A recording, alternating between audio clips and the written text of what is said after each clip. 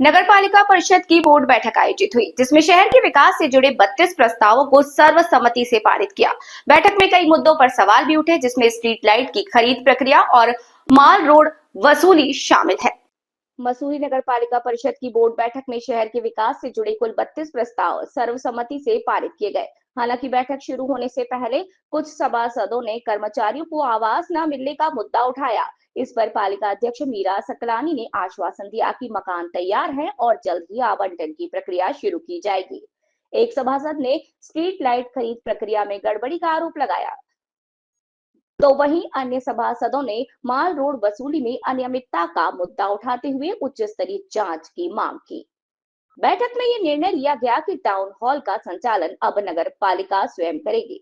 इससे होने वाली आय का 50% लाभ पालिका को और शेष 50% एमडीडीए को मिलेगा। मेरा 6 महीने का जो एक्सपीरियंस है, जो पालिका का जिस तरीके से काम करने का तरीका है और अधिकारियों का काम करने का तरीका है, उसमें प्रोफेशनलिज्म की बहुत कमी है।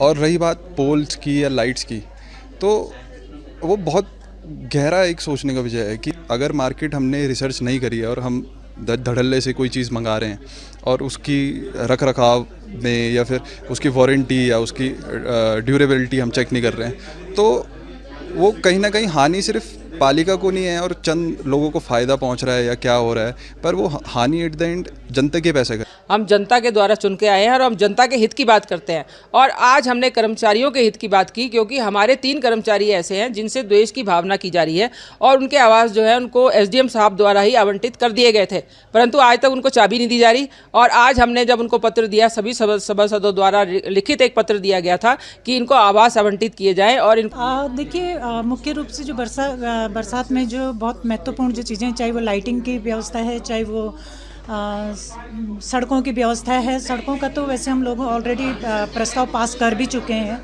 टेंडर भी लगा चुके हैं, लेकिन बारिश की वजह से हम लोग काम नहीं शुरू कर पा रहे हैं। जैसे ही बारिश से ख़त्म होगी हम उस पर काम शुरू करेंगे। और आज का जो मुख्य हमारा जो एजेंडा आया है वो UR 15 के तहत जो टाउन हॉल का आया है, क्योंकि एमडीडीए नगर पालिका को हैंडओवर करने जा रही है टाउन हॉल, और उसके तहत जो एमडीडीए की और नगर पालिका के बीच जो बात हो रही है कि टाउन हॉल से जो भी हमको रेवेन्यू प्राप्त होगा वो उसके 50-50 हकदार पालिका और एमडीडीए होगी। तो उसी के तहत आज UR 15 के तहत ये प्रस्ताव लाया गया, जिसको सर्वसम्मति से पास। हिमाचल प्रदेश के सिरमौर